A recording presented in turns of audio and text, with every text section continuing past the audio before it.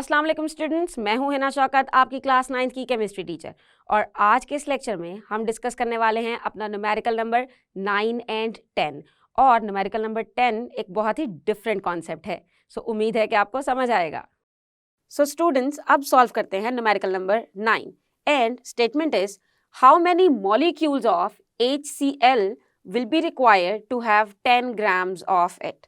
मतलब अगर हमें 10 ग्राम HCl चाहिए तो उसमें मॉलिक्यूल्स कितने होंगे। देखने में ये क्वेश्चन काफ़ी सिंपल है और करने में उससे भी ज़्यादा सिंपल है, क्योंकि we know the direct formula for number of molecules. So सबसे पहले देखते हैं कि हमारे पास गिवन डेटा क्या है। So in given data we have one thing which is clearly written, mass of HCl which is 10 grams। और अगर हमारे पास फॉर्मूला गिवन है या name of the compound given है, so we can easily calculate its molar mass. So let's write its molar mass. We have HCl in formula. 1 is the atomic mass for hydrogen and 35.5 is the atomic mass for chlorine. तो molar mass हुआ हमारे पास 36.5 grams पर मोल। ये हुआ हमारे पास molar mass. और अब देखते हैं कि हमें आखिर फाइंड क्या करना है। So to find is how many molecules, मतलब नंबर ऑफ मॉलिक्यूल्स। किस चीज के? HCl के। And then you are going to put one question mark. अब देखते हैं कि आखिर इसकी कैलकुलेशंस कैसे होंगी। And as I have told you in the beginning of this lesson that in the calculation we are going to use a very simple formula which is for number of molecules, that number of molecules is equal to mass of the substance divided by molar mass of the substance multiply by Na. Na stands for Avogadro's number. हमें find करने हैं number of molecules and we have the value of mass which is 10 gram, we have molar mass, we have just calculated and we know Avogadro's numbers as well. So चलिए जल्दी से इसकी values put करते हैं। Number of molecules हमें नहीं मालूम, we have to calculate। mass की जगह आएगा 10 gram, molar mass की जगह आएगा 36.5 grams and Avogadro's number की जगह आएगा 6.02 into 10 power 23। और अगर हम इसको कैलकुलेट करें so we will have our answer 1.64 into 10 power 23। और चूंकि हमने कैलकुलेट किए हैं number of molecules, so we are going to write molecules over here. So simple, एक ही फॉर्मूले में वैल्यूज पुट करके हमने अपना आंसर निकाल दिया। तो हम कह सकते हैं 10 grams of HCl contains how many molecules? 1.64 into 10 power 23। So students, solve करते हैं हमारा numerical number 10 which is the last numerical of this exercise। According to statement, how many grams of Mg, Mg is the symbol for magnesium, will have the same number of atoms as 6 grams of carbon have। मतलब ये question की statement थोड़ी सी confusing ज़रूर है, मगर इसमें उन्होंने हमें एक कंपैरेटिव इंफॉर्मेशन प्रोवाइड की है। जैसे कि आप देख सकते हैं, they have written that magnesium will have same number of atoms as 6 grams of carbon have. यानी कि मैग्नीशियम के नंबर ऑफ एटम्स सेम होने चाहिए कार्बन के। और हमें ये बताना है कि अगर कार्बन 6 ग्राम्स होता है, मतलब 6 ग्राम्स कार्बन में जितने उसके एटम्स हैं, मैग्नीशियम के अगर उतने ही एटम्स लेंगे तो कितने ग्राम्स मैग्नीशियम को वे करना पड़ेगा। यानी कि नंबर ऑफ एटम्स दोनों में सेम हो तो उसका मास क्या होगा। यानी कि इन शॉर्ट हमें कैलकुलेट करना है सिर्फ एक चीज़, जो कि है मास ऑफ मैग्नीशियम रिक्वायर्ड। लेकिन एक क्वेश्चन इतना सिंपल नहीं होने वाला, बिकॉज इसमें हमें पहले कैलकुलेट करने पड़ेंगे number of atoms of carbon, और फिर उस वैल्यू को यूज़ करते हुए हम फाइंड करेंगे मास ऑफ मैग्नीशियम। एक ही फॉर्मूला यूज़ होगा लेकिन 2 दफ़ा, इन 2 स्टेप्स। सो चलिए शुरू करते हैं अपने गिवन डेटा के साथ। As you know that given data is, we know mass of carbon, which is, I'm using C for carbon because C is the symbol for carbon. capital C always. Mass of carbon given is 6 grams and molar mass of carbon, which is going to be its atomic mass, it is 12 grams. ये हमें periodic table से पता चलता है. Since it's carbon, it's an element, तो इसके लिए हमें कोई फॉर्मूला लगा के कैलकुलेट करने की जरूरत नहीं है. ये सिंगल एटम है तो इसका एटॉमिक मास ही इसका मोलर मास होगा. अब ये दो इंफॉर्मेशन तो हमने स्टेटमेंट से निकाल ली. By using these two pieces of information हम फाइंड करेंगे हमारे number of atoms of carbon, और उसके लिए हमें वैल्यू लगानी है अपने फॉर्मूला में. और अगर आप देखना चाहें कि what we have to find, so I told you we have to find very simple thing. How many grams of magnesium?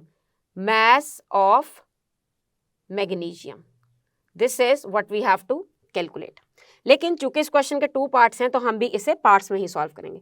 चलते हैं अपने पहले पार्ट की तरफ जिसमें हमें फाइंड करने हैं number of atoms of carbon. So formula would be number of atoms of carbon would be equal to mass over molar mass multiply by Na, and I'm repeating Na is for Avogadro's number. So जल्दी से values लगाएंगे. Mass is 6 grams, molar mass is 12 and Avogadro's number 6.02 into 10 power 23. और अगर हम इसे calculate करेंगे so we know that it is going to be 0.5 into 6.02 into 10 power 23. और अगर हम इन दोनों चीज़ों को वैल्यूज़ को मल्टीप्लाई करेंगे so we will have our number of atoms of carbon, और वो आएंगे एग्जैक्टली इसका half which is 3.01 into 10 power 23. सो ये आए हमारे पास नंबर ऑफ कार्बन एटम्स. इसके साथ हमें मेंशन करना है एटम्स. सो ये तो था एक पार्ट इस क्वेश्चन का, यानी कि हमने कैलकुलेट कर लिए number of atoms of carbon.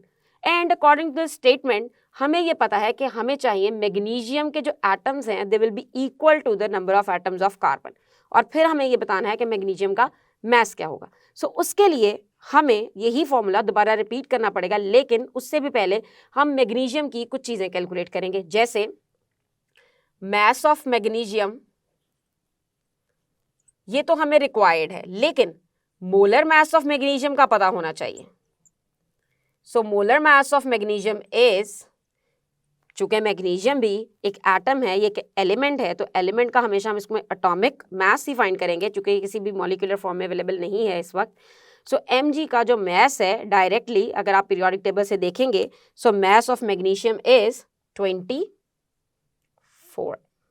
So molar mass है तो हम इसको शो करेंगे 24 ग्राम्स पर मोल. सो ये हुई हमारे पास इंफॉर्मेशन जो हमें यूज करनी है to calculate how many grams of magnesium will be required. Same this formula will be used over here for magnesium. सिर्फ हम कार्बन की जगह रिप्लेस करने वाले हैं मैग्नीशियम से.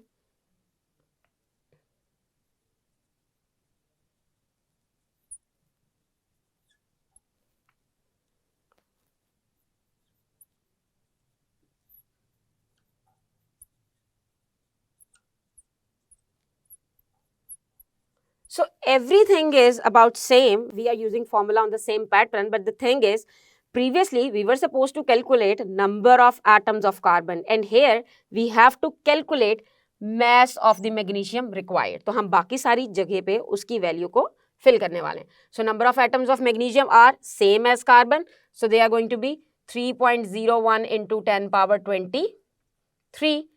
Mass we have to calculate, तो हम उसकी जगह mass ही लिखा रहने देंगे, और मोलर मास की जगह हम यूज करेंगे अपने मोलर मास की वैल्यू.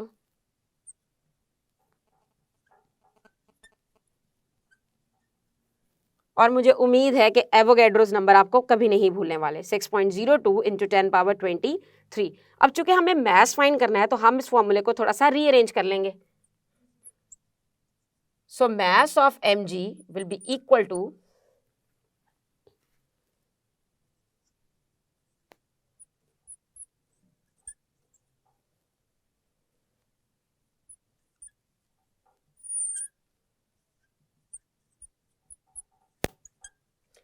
अगर आपको ये स्टेप समझ नहीं आया तो इसको एक दफ़ा से दोबारा समझ लें, because we have to find this mass तो ये 24 डिवाइड हो रहा है, तो इसको हम इक्वल के इस साइड पे मल्टीप्लाई करेंगे, और चूंकि 6.02 इंटू 10 पावर 23 मैथ्स के साथ मल्टीप्लाई हो रहा है, तो ये ऑपोजिट साइड पे डिवाइड होगा।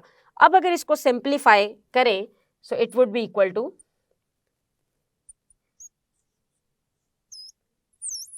12 ग्राम्स, यानी कि अगर 6 ग्राम्स ऑफ कार्बन के अंदर हमारे पास हैं 3.01 इंटू 10 पावर 23 एटम्स, तो इतने ही एटम्स अगर हमें मैग्नीशियम में चाहिए तो उसका मास लेना पड़ेगा 12 ग्राम्स। और इसको अगर हम एक स्टेटमेंट की फॉर्म में देखें तो हम कह सकते हैं कि 12 grams of magnesium will have the same number of atoms as 6 grams of carbon have, and this is going to be our result of this numerical.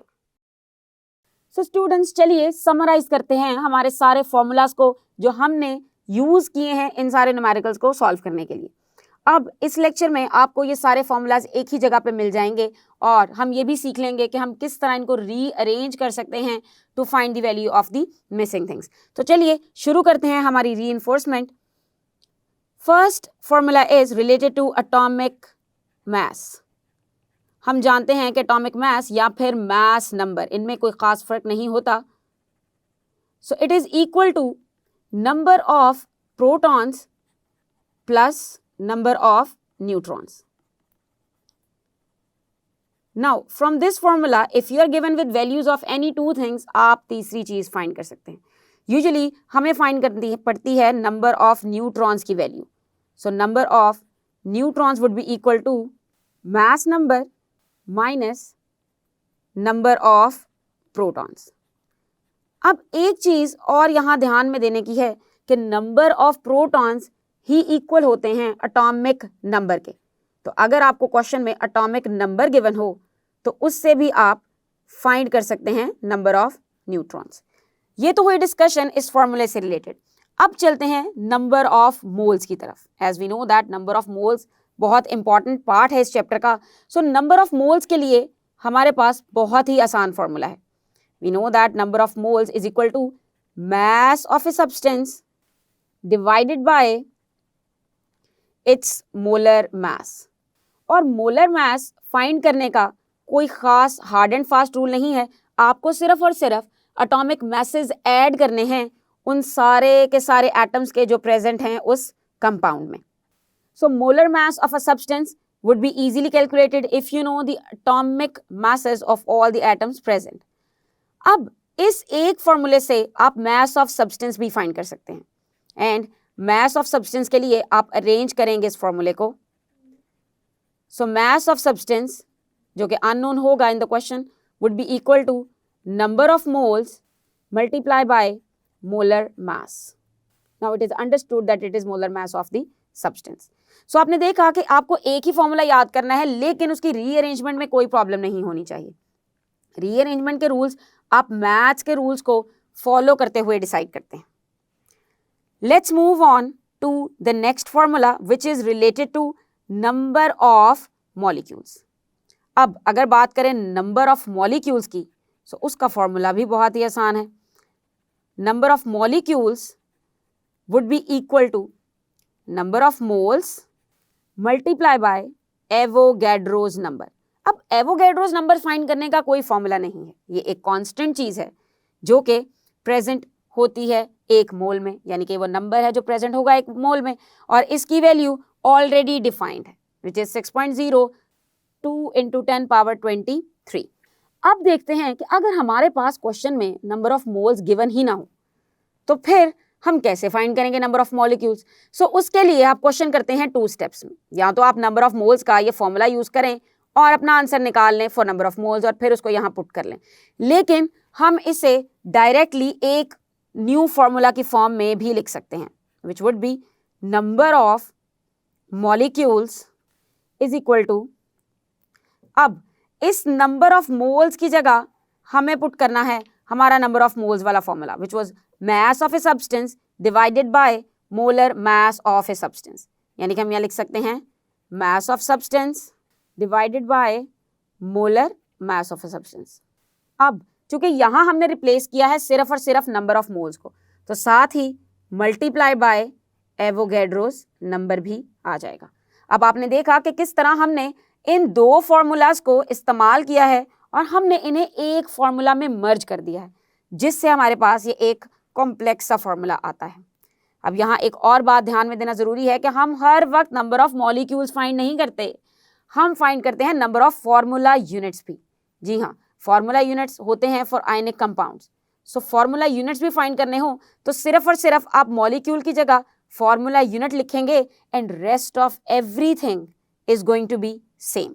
अब ये तो बात हुई अगर नंबर ऑफ मॉलिक्यूल या number of formula units find करने हैं, लेकिन what if you have to find number of atoms? आप नंबर ऑफ एटम्स कैसे फाइंड करेंगे? So number of atoms find करने के लिए आपको अगर पता है नंबर ऑफ मॉलिक्यूल तो उसको आप मल्टीप्लाई कर देंगे number of atoms present in one molecule. मतलब नंबर ऑफ मॉलिक्यूल्स का जो आंसर आएगा, that answer would be multiplied by number of atoms present in one molecule. कि एक मॉलिक्यूल में कितने नंबर ऑफ एटम्स प्रेजेंट हैं, उससे जब हम मल्टीप्लाई करेंगे ना नंबर ऑफ मॉलिक्यूल से, तो हमारे पास उस पर्टिकुलर सब्सटेंस के टोटल नंबर ऑफ एटम्स आ जाएंगे। हमने इस फॉर्मूले की एप्लीकेशन में भी बहुत से न्यूमेरिकल्स के लास्ट स्टेप्स यूज किए हुए हैं। सो स्टूडेंट्स, हम कंप्लीट कर चुके हैं अपने एक्सरसाइज के सारे न्यूमेरिकल्स, और आज के इस लेक्चर में हमने जो न्यूमेरिकल डिस्कस किया है वो थोड़ा सा अलग टाइप का था। यानी कि इसमें हमने ये फाइंड किया है कि अगर हमें किसी दो एलिमेंट्स या कंपाउंड का रिलेशन पता हो तो उस रिलेशन को यूज करते हुए एक की वैल्यू से दूसरे की वैल्यू कैसे फाइंड करनी है। उम्मीद है आपको समझ आया होगा, लेकिन अब आपको करना ये है कि आपको इन न्यूमेरिकल्स को प्रैक्टिस करना है। जी हाँ, मगर वैल्यूज थोड़ी सी चेंज करके, क्योंकि हो सकता है कि एग्जाम में एज इट इज क्वेश्चंस ना पूछे जाएं। हम अपने आने वाले लेक्चर्स में कुछ टेस्ट योरसेल्फ और एक्सरसाइज के कुछ पार्ट्स को डिस्कस करेंगे। तब तक के लिए अल्लाह हाफिज।